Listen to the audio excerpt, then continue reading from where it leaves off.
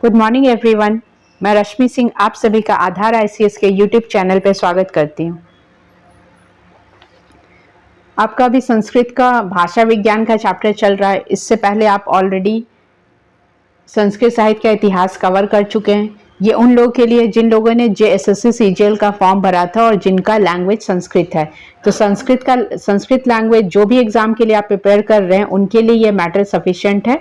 इसमें आपके सारे जो ऑब्जेक्टिव क्वेश्चन पहले 40 सेट्स में डिस्कस किए जा चुके हैं और कल या एक दो दिन पहले से कुछ चैप्टर्स चल रहा है, तो उसके लिए क्या है, आपको रेगुलर देखना पड़ेगा। अगर आप बीच बीच से देख रहे हैं तो उसमें आपको प्रॉब्लम हो सकता है। इसमें आपका संस्कृत भाषा का उद्भव और विकास का चैप्टर कवर कराया जा चुका है, जिसमें भाषा की उत्पत्ति और जितने सिद्धांत थे वो सारे कवर हो चुके थे। जो 12 सिद्धांत थे वो कवर हो गया। संस्कृत भाषा का उद्भव और विकास का चैप्टर कवर हो चुका है। भारोपीय परिवार में जितने क्लासिफिकेशन थे लैंग्वेज के वो सारा कवर करा दिया गया। उसमें आपका भारोपीय परिवार से जो यूरेशिया खंड, अफ्रीका खंड, प्रशांत महासागरीय खंड या अमेरिका भूखंड, इससे जितने भी डिस्क्रिप्शन थे वो सारा कंप्लीट हो चुका है। प्लस आपका प्राचीन भारतीय भाषाएं में जो भारतीय भाषाएं थे, आधुनिक भारतीय भाषाएं और जो मध्यकालीन भारतीय भाषाएं थे वो सारा डिटेल एक दो लेक्चर्स में कंप्लीट हो चुका है। तो जो लोग आज फर्स्ट टाइम देख रहे हैं वो जाके प्रीवियस वीडियो पे क्लिक करके ये सारा डिटेल देख सकते हैं। संस्कृत साहित्य में आपका जो रस संप्रदाय वाला था, जो 6 संप्रदाय हैं, रस संप्रदाय, अलंकार संप्रदाय, वक्रोक्ति रीति संप्रदाय, ध्वनि संप्रदाय और औचित्य संप्रदाय, इसमें भी डिटेल क्लास हो चुका है। तो वो आप जाकर क्लिक करके पुरानी वीडियोस जो हो गए हैं वो आप देख सकते हैं। नेक्स्ट आपका आता है काव्य। आज आपके काव्य का डिस्कशन होगा। तो इसमें पहला है, काव्य शब्द संस्कृत भाषा में बहुत प्राचीन है, जिसे कवि के कर्म के रूप में जाना जाता है। काव्य का अर्थ क्या होता है? कवि के कर्म, कवि ने जो भी कर्म किया। तो कवि का काम क्या होता है? कविता लिखना, ग्रंथ लिखना, उपन्यास लिखना, बुक लिखना। तो कवि का जो कर्म होता है उसको हम लोग क्या कहते हैं? काव्य कहा जाता है। ठीक है, कवे कर्म काव्यम, कवे कर्म काव्यम। अब कवि में न्यत प्रत्यय लगाएंगे तो क्या बन जाएगा? कवि प्लस न्यत काव्यम बनेगा। ठीक है, कवि शब्द कु अथवा या कव धातु से बना है, जिसका अर्थ है किसी ध्वनि करना, मतलब ध्वनि करना, विवरण देना या चित्रण करना। तो कवि का अर्थ क्या हो जाता है? ये किससे बना है? कु अथवा कव धातु से बना है, जिसका अर्थ क्या होता है? ध्वनि करना, विवरण देना या चित्रण करना। महाकाव्य साहित्य विधा का उद्भव वैदिक सूक्तों से ही मिलता है, जैसे स्तुति परक, नराजंसियां, दान स्तुतियां, संवाद सूक्त आदि के द्वारा। तो ये कहाँ पे मिलता है? महाकाव्य साहित्य विधा का उद्भव वैदिक सूत्रों से ही मिल जाता है। वैदिक सूक्त जब पढ़ेंगे तो उसी में से ये विवरण मिल जाता है। रामायण और महाभारत जैसे आर्ष काव्य काव्य साहित्य विधा के भास्कर हैं, जिन्होंने परवर्ती काव्यों को विषय वस्तु शैली, भाषा शैली, वर्णन विधि आदि से उपजीव्यता दी है। तो रामायण और महाभारत जैसे आर्ष काव्य जो महाकाव्य विधा से भास्कर हैं, उन्हें परवर्ती काव्यों के विषय वस्तु शैली, भाषा शैली और वर्णन विधि आदि की उपजीव्यता दी है। ठीक है, वाल्मीकि से कालिदास की रचना आने तक काव्य कला को कई शताब्दियां लग गई। काव्य कला में जो चेंजेस आए, जो वाल्मीकि द्वारा रचित रामायण है और उसके बाद का जो ग्रंथ आया है, तो वाल्मीकि से लेके कालिदास। तो साहित्य क्या होता है? साहित्य में हमेशा जो भाषा साहित्य है उसमें हमेशा उद्भव और विकास होता चला गया। ये आगे के जो हम चैप्टर पहले जो डिस्कस कर चुके हैं उसमें आप देखेंगे तो किस तरीके से विकास होता चला गया। कोई भी एक स्टैग्नेंट मतलब फिक्स नहीं रहा है, वो पानी की तरह जो है साहित्य बहता चला गया। उसमें उस तरह का उस समय का टाइम पीरियड का चेंजेस आपको देखने को मिलेगा। अगर आप वाल्मीकि के रामायण को पढ़ते हैं और उसके बाद जो रचना आए हैं, या शकुंतला पढ़ेंगे, मृच्छकटिकम पढ़ेंगे, ये सारा जब पढ़ेंगे, मालविकाग्निमित्रम पढ़ेंगे, तो उस समय से लेके अभी तक का टिल नाउ साहित्य में बहुत सारे चेंजेस है। अभी भी बहुत सारे राइटर है जिनको संगीत नाटक अकादमी मिलता है, भारत रत्न मिलता है, या नोबेल प्राइज इंडिया से बाहर का भी प्राइज मिलता है, बुकर प्राइज मिलता है। तो वो सबको आप पढ़ेंगे तो उसमें अभी का जो लाइफ स्टाइल है, इकोनॉमिक कंडीशन, जोग्राफिकल कंडीशन, वो देखने को मिलता है।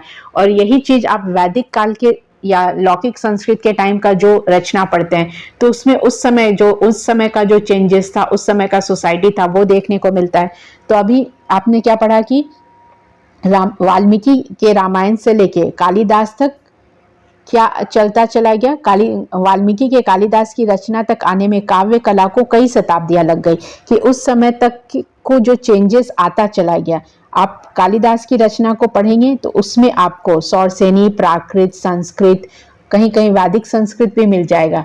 वैदिक संस्कृत का उच्चारण जो नायक होंगे जो वो शुद्ध संस्कृत बोलेंगे, लेकिन जो नायिका होगी वो पाली या प्राकृत में बोलेगी। क्यों बोलेगी? क्योंकि उस समय का जो सोशल टाइम था, सोसाइटी जो था, उस समय क्या करते थे, जो भी स्त्री होती थी या जो औरत थी उनको वेद पढ़ना अलाउड नहीं था। लेकिन आप यही वैदिक काल में जाएंगे तो वहां पे वो चीज आपको नहीं मिलेगा। वहां दोनों को सेम स्टेटस दिया गया था, men women both are allowed. आप उस समय आप देखते हैं गार्गी थी, मैत्री थी, ये मिल जाएंगी जो वेद का उच्चारण करती थी या जो जिनके द्वारा रचा भी गया था। लेकिन ये आप कालिदास या उससे आगे की हिस्ट्री में आएंगे तो आप देखेंगे कि जो नायक नायिका थे, आप स्वप्न वासव दत्ता अगर पढ़ते हैं, मृच कटिकम पढ़ते हैं, तो उसमें आप देखेंगे कि नायिका प्राकृत में बोलती है या पाली में बोलती है। उनको संस्कृत या वेद पढ़ना अलाउड नहीं था। ये उस समय का क्या दिखाता है? सोशल फैक्ट, या जो सोशल फैक्ट, ये सोशियोलॉजी का टर्म है।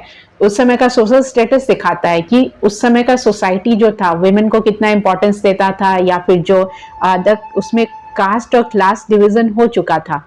लेकिन पहले क्या था, आपको संस्कृत कंपलसरी था, आपको पढ़ना ही था। लेकिन धीरे धीरे जो क्लासेस एंड कास्ट में जो डिवीजन हुआ तो उसका भी चेंजेस आपको उस समय की साहित्य से दिखता है। तो इसमें एक लाइन है इसमें कि रामायण वाल्मीकि से कालिदास। अब वाल्मीकि की रचना और कालिदास की रचना को जो आप पढ़ेंगे तो उसमें उस समय का आपको जो अंतर है वो साफ स्पष्ट दिख जाएगा, क्रिस्टल क्लियर आप देख सकते हैं कि क्या क्या डिफरेंस था। तो ये डिफरेंस देखने के लिए आपको पढ़ना पड़ेगा। अगर आप वाल्मीकि द्वारा रचित रामायण पढ़ते हैं या अभी के सीरियल, मैथोलॉजिकल सीरियल जो आप देखते हैं, तो आपके माइंड पे वही बैठा रहेगा जो आपने टीवी पे देखा है। आपको पुराना वाला ज्ञान तो हो ही नहीं पाएगा। अब जैसे कि वो रामायण जिसमें कि सीता थी, अनीता गुहा में भी आप लोग बहुत लोग नहीं जानते होंगे, ब्लैक एंड व्हाइट या उस समय के जो पहले वाला रामायण था उसमें उन्होंने वो सीता का रोल प्ले की थी। और अभी जो आप रामायण देखे होंगे वो आदि पुरुष में कृति सनन ने रोल प्ले किया है। तो हेलन हेवन का डिफरेंस दोनों में देखने को मिल जाएगा।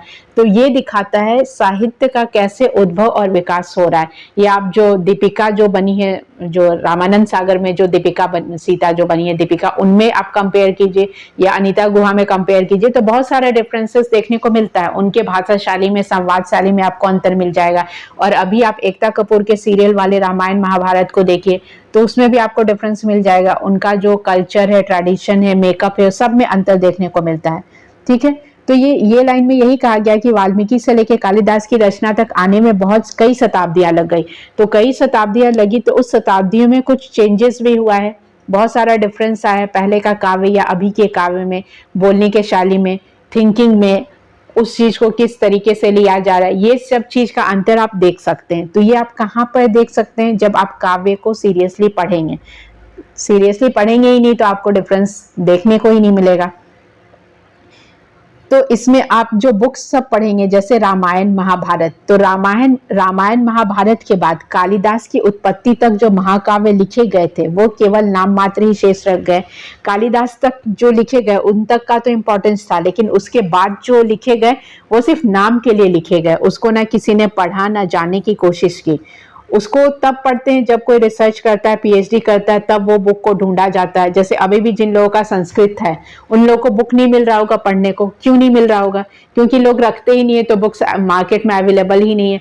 आप बीएचयू जाइए या चौखंबा पब्लिकेशन का बुक ढूंढेंगे तो कोई पर्टिकुलर वाराणसी में मिलेगा, या कहीं कहीं दिल्ली के आप कमला नगर में चले जाइए, या फिर आप चांदनी चौक में चावड़ी बाजार है वहां आपको बुक मिल जाएगा। तो बहुत सारा चीज अवेलेबिलिटी कम हो चुका है, क्योंकि लोग उस चीज़ को पढ़ते नहीं हैं। आप पढ़ेंगे, उस चीज़ को जानने की कोशिश करेंगे, तभी तो आपको मार्केट में मिलेगा। डिमांड एंड सप्लाई आप पढ़े ही हैं, डिमांड ही नहीं है तो सप्लाई क्यों होगा? तो आप लोग उस चीज़ को पढ़ते नहीं है तो आपको वो मिलता नहीं है, और लोगों को वही पसंद, जो आप देखना पसंद है आप वही देखना चाहेंगे।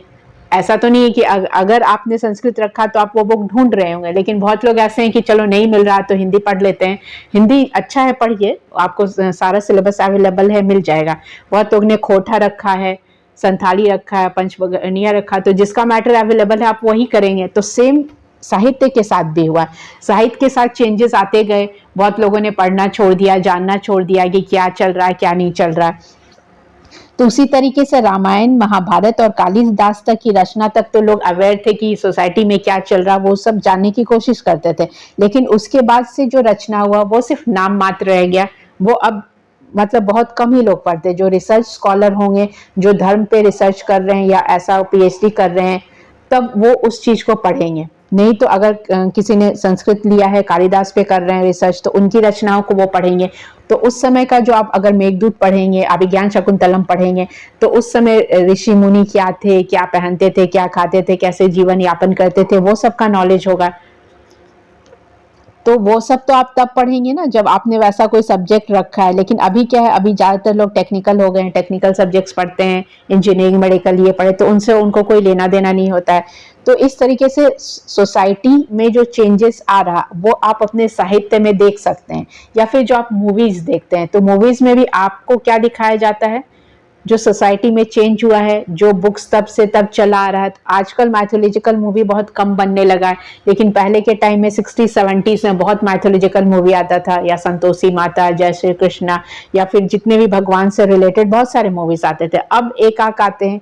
साउथ की मूवीज में आप देख सकते हैं, लेकिन बॉलीवुड में ऐसा है ही नहीं, बहुत कम ही है। एक दो भक्ति पे या एक दो गाना पे, आरती पे गाना बन गया। पहले 90s में आप देखेंगे गुलशन कुमार के जितने भी एल्बम्स टी सीरीज वाले थे, सारा भक्ति वाले गाना ही थे। अभी ऐसा बहुत कम, एक आपको मिल जाएगा, जैसे आप अग्निपथ मूवी में एक गाना है। तो इस तरीके के क्या इस चीज का चलन जो है खत्म होता जा रहा है। तो ये चीज हम लोग के सोसाइटी और साहित्य को रिलेट कर रहा है। तो इसलिए यहाँ पे आपको ये लाइन बताया गया है कि कालिदास से लेके वाल्मीकि से लेके कालिदास तक रचना के काव्य कला में बहुत सारी शताब्दियां लग गई। तो उस चीज से आपको साहित्य का जो उद्भव और विकास है वो बताया जा रहा है। ठीक है, तो रामायण महाभारत के बाद कालिदास की उत्पत्ति का जो महाकाव्य लिखे गए वो केवल नाम मात्र ही शेष रह गए थे। इसी काल में कुछ ग्रंथों के नाम लिखित थे। तो उस समय जो ग्रंथ आए थे उस ग्रंथ के नाम आपको पढ़ने हैं। कौन कौन से थे? जामवतीय जय या पाताल विजय। तो ये किनके द्वारा लिखा गया था? पाणिनि। उनका टाइम पीरियड क्या था? 450 BC बिफोर क्राइस्ट। तो इसमें कितने सर्ग थे? 18 सर्ग थे। 18 सर्गों में श्री कृष्ण द्वारा पाताल जाकर जामवती के विजय और परिणय की कथा वर्णित है। तो इस बुक में क्या है? जामवती के विजय और परिणय की कथा का वर्जित है। कहाँ पे? जो श्री कृष्ण द्वारा पाताल जाकर वो जो काम किए थे उनके बारे में आपको ये बुक मिल जाएगा। बुक में सारा डिटेल मिल जाएगा। राजशेखर के नाम से कलहन की सुक्तावली में उद्धृत, सुक्तावली में जो उद्धृत है, नमः परिणय तस्मै यस्माद् वीरभूदियम आदौ व्याकरणम काव्य मुने जामवती जयम। ये श्लोक आपको किस में मिल जाएगा? सुक्ति मुक्तावली में मिल जाएगा। उसके बाद है वर रुचि, 350 ईसा पूर्व, 350 बिफोर इसी में है इनका।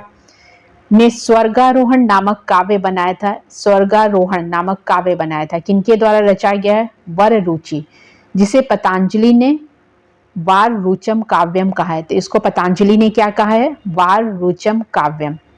महाभाष्यकार पतंजलि का टाइम पीरियड क्या है? 150 ईसा पूर्व में महानंद काव्य की रचना की गई थी। तो उन्होंने कौन सा रचना किया था? महानंद काव्य। तो ये सारा चीज उस समय की हिस्ट्री को भी दिखा रहा है। समुद्रगुप्त ने कृष्ण चरित काव्य में इसका उल्लेख किया। तो इसका उल्लेख आपको किसमें मिलता है? समुद्रगुप्त ने कृष्ण रचित में इसकी चर्चा की है। तो समुद्रगुप्त किस पीरियड के थे? गुप्ता पीरियड के थे। तो कृष्ण रचित में आपको ये सारा डिटेल मिल जाएगा। इसके बाद महाकवि कालिदास का युग प्रारंभ होता है। इनके बाद कौन आते हैं? कालिदास। अब कालिदास के जो भी बुक्स हैं वो आपको पढ़ने हैं, जो आपके सिलेबस में मेंशन किया गया है। सबसे पहले तो आपको मेघदूत पढ़ना है, मेघदूत में भी पूर्व मेघ पढ़ना है। रघुवंशम, रघुवंशम में जो है वो जो वंश दिया हुआ रघुकुल रीत का वो सारा पढ़ना है, वो आपके सिलेबस में है नहीं, लेकिन कालिदास है तो उनसे रिलेटेड जो भी बुक्स हैं वो आपको जानना है उनके बारे में। उत्तर रामचरित, अभिज्ञान शाकुंतलम, शिशुपाल यद किरातार्जुन और शिवराज विजय, ये सब आपको पढ़ना है। तो इसके बाद महाकवि कालिदास का युग प्रारंभ होता है। तो वह किस शैली के प्रवर्तक हैं? यह मनोहारिणी शैली के प्रवर्तक हैं। इसी श्रृंखला में महाकवि भारवी, माघ और श्री हर्ष का नाम उल्लेखनीय है। कौन कौन से कवि हैं? महाकवि भारवी, माघ और हर्ष किसके हैं? मनोहारिणी शैली के प्रवर्तक हैं ये सब। अब आप लोग को पढ़ना क्या है? काव्य के प्रकार। तो काव्य के प्रकार कितने होते हैं? 2 होते हैं, श्रव और दृश्य। ये इंपॉर्टेंट है, आप जो भी संस्कृत का एग्जाम दिए होंगे उसमें ये क्वेश्चन आ चुका है कि काव्य के कौन से प्रकार हैं? 2 प्रकार हैं, श्रव और दृश्य। श्रव मतलब सुनकर जो होता है और दृश्य मतलब देखना। तो इसमें आपको श्रव्य के कितने प्रकार है वो पढ़ने हैं, ठीक है। पहला है पद्य, सेकंड है पद्य में कौन कौन सा आ जाएगा? पद्य में आपका आएगा महाकाव्य, खंड काव्य, मुक्तक काव्य। महाकाव्य में कौन सा है? रघुवंशम। खंड काव्य में आएगा मेघदूतम और मुक्तक काव्य में आएगा नीति शतकम। ये आपका पद्य में आ जाएगा। उसके बाद आता है आपका चंपू काव्य।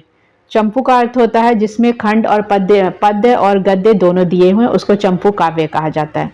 चंपू में क्या आ जाएगा? नल, चंपू आदि। उसके बाद है आपका कथा, ये आप श्रव्य में पढ़ रहे हैं। कथा में आ जाएगा कादम्बरी। और लास्ट है आख्यायिका। आख्यायिका में क्या आ जाएगा? हर्षचरितम, ठीक है। तो ये जो आप पढ़े ये क्या था? श्रव्य। श्रव्य के अंदर आए आपका पद्य। पद्य में आपका क्या है? महाकाव्य, खंड काव्य, मुक्तक काव्य। उसके बाद है आपका चंपू काव्य। चंपू में नल चंपू। उसके बाद है कथा, कथा में कादम्बरी। और आख्यायिका, आख्यायिका में श्री हर्षचरितम, ठीक है। तो इतना आपको याद रखना है। ये हम लोग पढ़ रहे थे श्रव्य में। अब आ जाते हैं हम लोग दृश्य में। तो दृश्य में आप देखेंगे, दृश्य भी 2 में है, रूपक और उपरूपक। रूपक में क्या है? 10 है। तो ये 10 के जो नाम है, 10 जो रूपक है वो आपको याद रखना है। क्या क्या है? नाटक, प्रकरण, भाण, प्रहसन, डिम, व्यायोग, समवकार, विधि, अंक, इहा मृग, ठीक है। अब नाटक में कौन सा आता है? अभिज्ञान शाकुंतलम। प्रकरण में मृच्छकटिकम। भाण में लीला मधुरकरम। प्रहसन में धूर्त चरितम। डिम में त्रिपुर दाह। व्यायोग में सौगंधिकारहरणम। समवकार में समुद्र मंथन। विधि में मालविका। अंक में शर्मिष्ठा ययाति। और इहा मृग में कुसुम शेखर विजय। अब आता है आपका उपरूपक। उपरूपक कितने हैं आपके? 18 हैं। 18 उपरूपक में कौन कौन से आते हैं? इंपॉर्टेंट है आपके लिए। पहला है नाटिका, त्रोटक, गोष्ठी, षट्टक, नट। षट्टक के बाद है आपका नटयारसक होगा, थोड़ा सा मिस्टेक है इसमें। प्रस्थानक, उल्लासस्य, काव्य, प्रेखण, रासक, संलापक, श्रीगदित, शिल्पक, विलासिका, दुर्मल्लिका, हल्लिश, प्रकरणिका और भाणिका। ये 18 आपके उपरूपक है। तो ये किस में आता है? ये दृश्य काव्य में आता है। पहले श्रव्य काव्य पढ़े आप, फिर दृश्य काव्य पढ़े। तो दृश्य में क्या आ जाएगा? रूपक और उपरूपक। ये सारे क्वेश्चन में उसमें सेट्स में आप देखिएगा, कुछ सेट में ये वाला क्वेश्चन सारा डिस्कशन किया हुआ है। जो 25 सेट बना हुआ है उसमें आपको ये सारा क्वेश्चन मिल जाएगा विथ एक्सप्लेनेशन। रूपक कितने हो गए? 10 हो गए। और उपरूपक क्या है? 18। 18 का नाम मैं आपको बता चुकी हूँ। तो आप ये सब चीज बार बार रिवाइज कीजिए, एक बार बोलने से नहीं होगा, एक बार से ये याद नहीं होने वाला है। तो ये जो आप जो पढ़ें ये सारा क्या पढ़ें? काव्य के बारे में पढ़ें। अब इसके बाद आता है महाकाव्य, ठीक है। महाकाव्य में पढ़ना है आपको। महाकाव्य को सर्वप्रथम आचार्य भामा ने परिभाषित किया। सर्वप्रथम महाकाव्य को किसने परिभाषित किया है? आचार्य भामा। आप इनका नाम पहले भी सुन चुके हैं, जो पहले चैप्टर आप पढ़ रहे थे, साहित्य के जो संप्रदाय आपने पढ़े होंगे, साहित्य के संप्रदाय थे, तो संप्रदाय में आपने पढ़ा होगा अलंकार, रीति, औचित्य, ध्वनि, वक्रोक्ति, तो इसमें आपने भामा का नाम पढ़ा था। तो महाकाव्य को सर्वप्रथम आचार्य भामा ने परिभाषित किया है। भामा के बाद आचार्य दांडी ने काव्यदर्श में महाकाव्य का लक्षण प्रस्तुत किया है। ये सारे लाइन इंपॉर्टेंट है, इसमें एक्सप्लेनेशन का कुछ नहीं है, ये आपको सिंपली याद रखना है कि भामा के बाद कौन? आचार्य दांडी ने काव्यदर्श में, किसमें? काव्यदर्श में महाकाव्य का लक्षण प्रस्तुत किया है। अग्निपुराण में भी महाकाव्य के लक्षण प्राप्त होते हैं। अग्निपुराण में भी महाकाव्य के जो लक्षण है वो प्राप्त होते हैं। महाकाव्य के विषय में विस्तृत वर्णन विश्वनाथ के साहित्य दर्पण में किया गया। अगर आप साहित्य दर्पण पढ़े होंगे, ऑब्वियसली नहीं पढ़े होंगे, लेकिन बुक में जब नाम आता है तो उसमें दिया ही हुआ है। महाकाव्य के विषय में विस्तृत वर्णन किसमें मिलेगा? साहित्य दर्पण। साहित्य दर्पण किसने लिखा है? आचार्य विश्वनाथ ने। तो आचार्य विश्वनाथ के अनुसार महाकाव्य के लक्षण क्या है, ये आपको पढ़ना है अभी। तो महाकाव्य के क्या क्या लक्षण है वो आप देख लीजिए। महाकाव्य सर्गों में विभक्त होते हैं। जैसे आप जितने भी पढ़ रहे होंगे रघुवंश और ये और वो, कितने सर्ग में, तो ये चीज किस में बताया गया है? किसके द्वारा बताया गया है? आचार्य विश्वनाथ। आचार्य विश्वनाथ ने बताया है कि महाकाव्य सर्गों में विभक्त होते हैं। महाकाव्य का नायक कौन होता है? देवता होता है। वो कुलीन क्षत्रिय होगा, मतलब इनका कास्ट बता दिया गया कि कुलीन क्षत्रिय ही होगा नायक। धीरोदात्त गुण से युक्त हो सकता है, मतलब धीरोदात्त और जो गुण उसमें होते हैं सब गुण से युक्त होगा। अथवा एक वंशज अनेक कुलीन राजा भी नायक हो सकते हैं।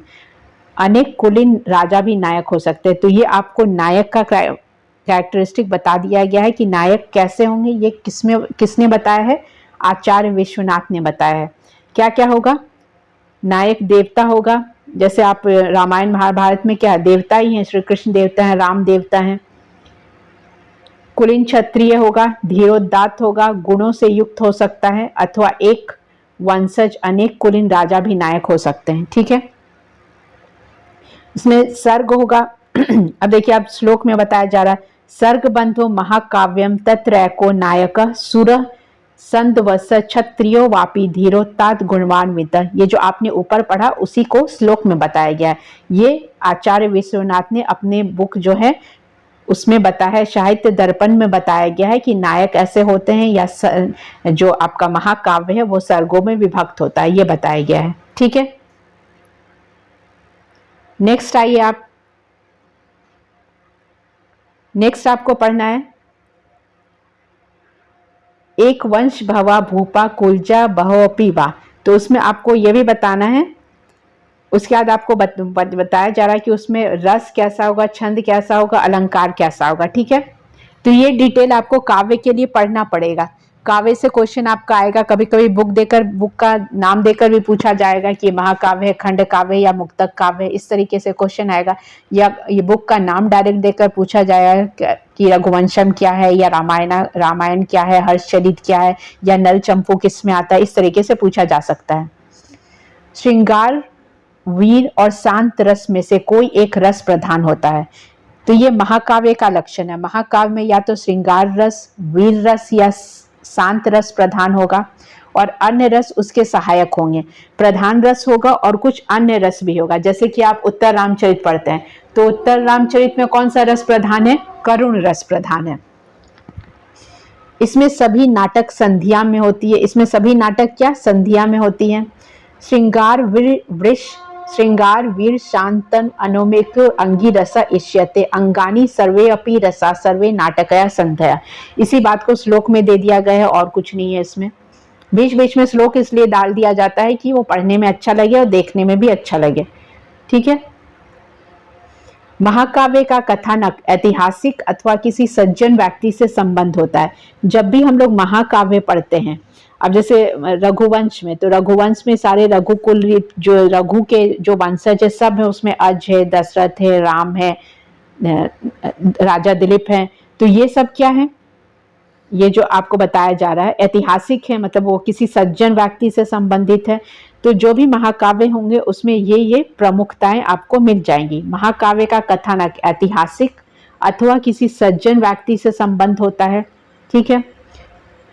धर्मार्थ कामोक्ष का वर्णन होता है, इसमें धर्म, काम और मोक्ष का वर्णन होता है, तथा इनमें से किसी एक की फल प्राप्ति की चर्चा का वर्णन होता है। आप राज्ञ दिलीप से कथा अगर आप पढ़ते हैं ना, तो उसमें आपको राजा दिलीप और सुदक्षिणा जो यज्ञ हवन करते हैं, किसके लिए करते हैं, पुत्र प्राप्ति के लिए करते हैं।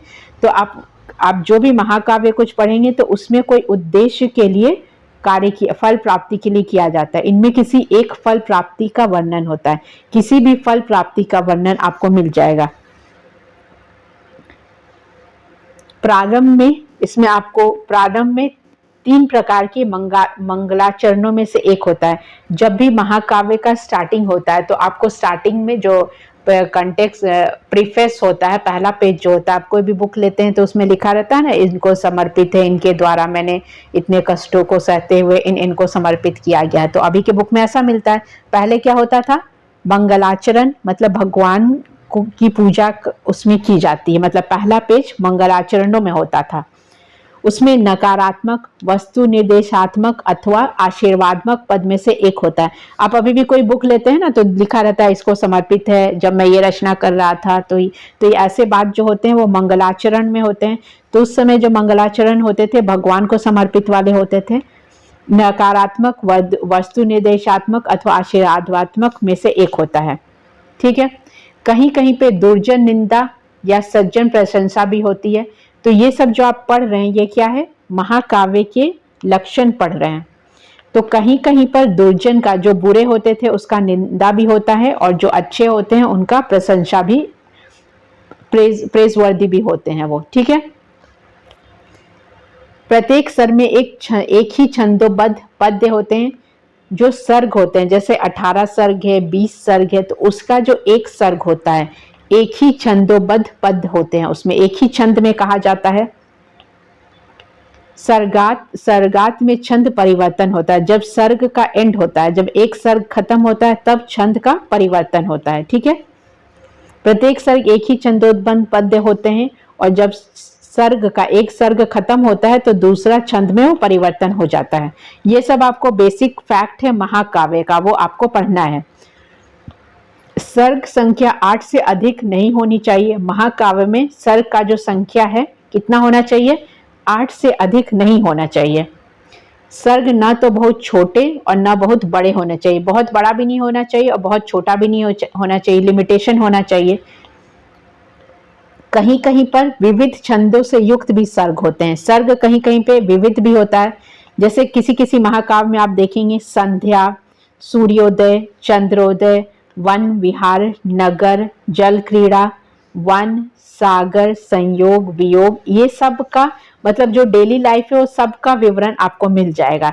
दिन हो रहा है, सुबह हो रहा है, रात हो रहा है। जैसे आप कोई सीरियल भी देखते हैं ना, तो कभी यहाँ का सीन दिखाते हैं, वहाँ का सीन दिखाते हैं, कहीं किसी कोई फेमस एक चीज अगर मुंबई दिखाना हो तो ज्यादातर समुद्र का सीन दिखाएंगे, या दिल्ली दिखाना हो तो इंडिया गेट दिखाएंगे, पार्लियामेंट दिखाएंगे। तो ये सब चीज को दिखाया जाता है, ये अभी भी ऐसा होता है। तो ये सब महाकाव्य में संध्या, सूर्योदय, चंद्रोदय, ये सब चीज दिखाया जाता है। तो ये जो ऊपर जो आपने जितना भी पढ़ा वो सब क्या था, जो महाकाव्य है उसका लक्षण क्या क्या होता है। ना बहुत बड़ा होना चाहिए सर्ग, ना छोटा होना चाहिए, मंगलाचरण होना चाहिए, उसका नायक कैसा होना चाहिए, ये सारा डिटेल इसमें दिया हुआ है। अब इसमें आपको पढ़ना है महाकाव्य का शैलीगत विकास कैसा होता है। ये आप पहले पढ़ लिए, कैरेक्टर क्या है महाकाव्य का, ठीक है। इससे रिलेटेड क्वेश्चन में अब जो आप सेट्स अब अगर देख रहे होंगे तो उसमें सेट्स में ये सारा क्वेश्चन डिस्कस किया जा चुका है मंगलाचरण के बारे में, या जो ये आचार्य विश्वनाथ के अनुसार महाकाव्य कैसा होना चाहिए, ये सब क्वेश्चन आपको कई हर सेट में 1-2 क्वेश्चन करके डाले हुए हैं। तो आप वो सब सेट को देखिए। और जो JSSC CGL के लिए प्रिपेयर कर रहे हैं उनके लिए करंट अफेयर झारखंड स्पेशल भी दिया हुआ है, वो भी 15 to 16 वीडियोस में डिस्क्राइब किया हो, तो आप वो वीडियोस भी देखिए, और जो भी वीडियो देख रहे हैं उसको कंप्लीट देखिए, तभी आपको पता चलेगा कि कितना डिस्कशन उसमें किया गया है। कुछ कुछ तो आपको पीटी पर्पस के अलावा आपके लिए वो मेंस में भी हेल्पफुल होगा। तो जितने भी करंट अफेयर वाला सेक्शंस दिया हो वो आप रिविजन कर लीजिए। साथ साथ आपको सीजीएल का जो प्रैक्टिस सेट है पेपर 3 का, पेपर 1 तो क्वालिफाइंग है, वो तो आप कर लेंगे। जो पेपर 3 है जिसमें जीएस है, करंट अफेयर है, साइंस है, कंप्यूटर साइंस है, कंप्यूटर साइंस का क्वेश्चन अलग से है, साइंस का अलग से है, मैथ्स रीजनिंग है, झारखंड स्पेशल 40 क्वेश्चन है, तो वैसा 150 क्वेश्चन का सेट है।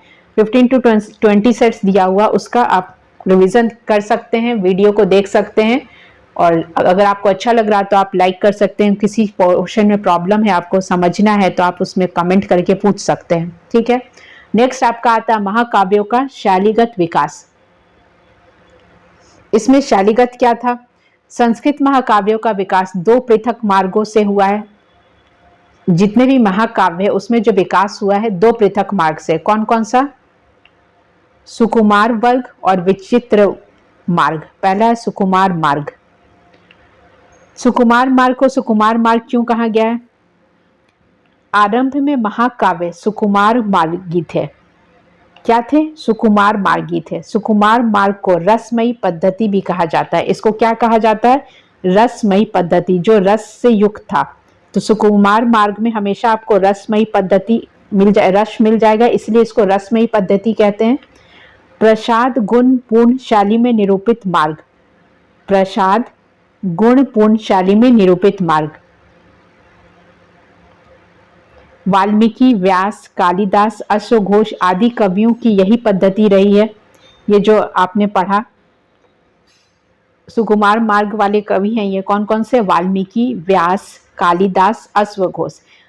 इनकी यही पद्धति रही है। रस और ध्वनि को काव्य की आत्मा मानकर अलंकारों का समुचित प्रयोग होता है। ये किसके कैरेक्टरिस्टिक हैं? ये सारे सुकुमार वर्ग जो है, महाकाव्य की जो शैली हम लोग पढ़ रहे हैं, तो ये सारे चीज आपको सुकुमार वर्ग में मिल जाएंगे, ठीक है। प्रसाद गुण शैली निरूपित होते हैं। ये जो वाल्मीकि हुए, व्यास हैं, कालिदास है, अश्वघोष है, इनके कवि का इनके जो ये लिखते हैं, तो इनकी शैली क्या है? सुकुमार वर्ग को ये लोग फॉलो करते हैं, ठीक है। रस और ध्वनि को काव्य की आत्मा मानते हैं ये, और अलंकार का समुचित प्रयोग है इनके रचना में। आपको रस, ध्वनि, अलंकार ये सारा कुछ मिल जाएगा। तो ये किसके कैरेक्टरिस्टिक हैं? सुकुमार वर्ग के। नेक्स्ट हम लोग आते हैं विचित्र मार्ग में। विचित्र मार्ग में क्या क्या है? विचित्र मार्ग के रूप में पांडित्यपूर्ण शैली संस्कृत महाकाव्यों में मिलती है। इसमें आपको पांडित्यपूर्ण शैली संस्कृत महाकाव्यों में मिलेगी। इस मार्ग में अनुषांगिक वर्णों की प्रधानता है। इसमें क्या है? अनुषांगिक वर्णन आपको मिलेंगे। विचित्र मार्ग के प्रवर्तक भारवी थे। इसमें ये आपको याद रखना है कि विचित्र बाकी जो है वो क्या है? सुकुमार वर्ग थे। कौन कौन से? वाल्मीकि, व्यास, कालिदास, अश्वघोष। लेकिन विचित्र मार्ग के कौन थे? भारवी थे। कविगण द्वारा वैदुष्य विद्वता का प्रदर्शन है। यहाँ बहुत ज्यादा इंटेलेक्चुअलिटी आपको मिल जाएगा। विचित्र मार्ग के प्रवर्तक कौन थे? भारवी। आपने भारवी अर्थ गौरव पढ़ा होगा। भारवी के अनुसार माघ ने किया है। तो जिस शैली में भारवी लिखते थे उसी शैली में माघ ने भी लिखा है, ठीक है। इस मार्ग में भाषा और विषय दोनों क्षेत्र में, भाषा के और विषय दोनों क्षेत्रों में विशेषता रहती है, ठीक है। तो ये सारा चीज जो पॉइंट्स में डिस्कस करेंगे, ये दोनों इंपॉर्टेंट है आपके लिए। इस पद्धति में चित्र काव्य तक कवि पहुंच जाता है। मतलब इस पद्धति में जो विचित्र मार्ग है, तो विचित्र क्यों किया गया है कि इसमें लिखते लिखते जो कवि है उसको चित्र मार्ग में पहुंच जाता है। मतलब पिक्टोरियल डिस्क्रिप्शन करने लग जाते हैं वो। श्लेषा अलंकार के प्रयोग में यह शैली दुरूह हो जाती है। ओज गुण को प्रमुख स्थान दिया गया। आप जो इसमें पहले वाले में प्रसाद गुण था, आप गुण रीति गुण पढ़े हैं आगे के चैप्टर में, तो इसमें जो विचित्र मार्ग है उसमें क्या है? ओज गुण को इंपॉर्टेंस दिया गया है, ओजस्वी गुण।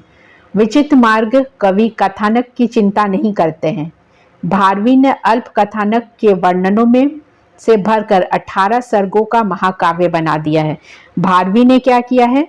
मतलब वो अल्प नहीं रखते हैं, बहुत बहुत ज्यादा सर्ग में रखे हैं। कितना सर्ग है उनका? 18 सर्ग का महाकाव्य है। तो भारवी का महाकाव्य आप देखेंगे कितने का है? 18 सर्गों का है। जबकि सुकुमार मार्गी जो होते हैं, जैसे जो कालिदास हैं, रघुवंश के 19 सर्गों में अनेक पीढ़ियों के बड़े बड़े कथानक को समेट दिया है।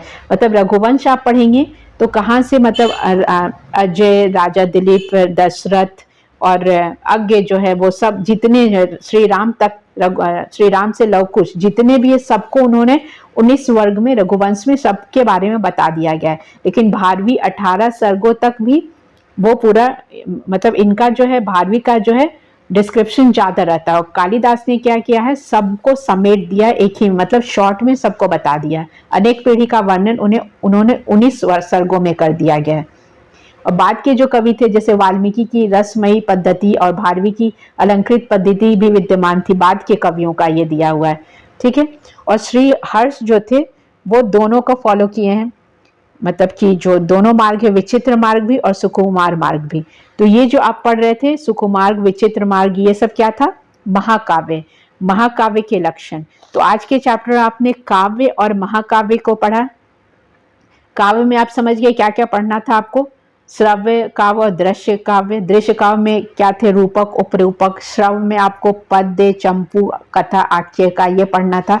उसके बाद आप महाकाव्य के लक्षण पढ़े, उसमें कौन कौन से राइटर थे, कौन कौन से इंपॉर्टेंट बुक आए, कितने सर्ग रहा, तो वो सारा डिटेल आपको इसमें सारा पढ़ना था।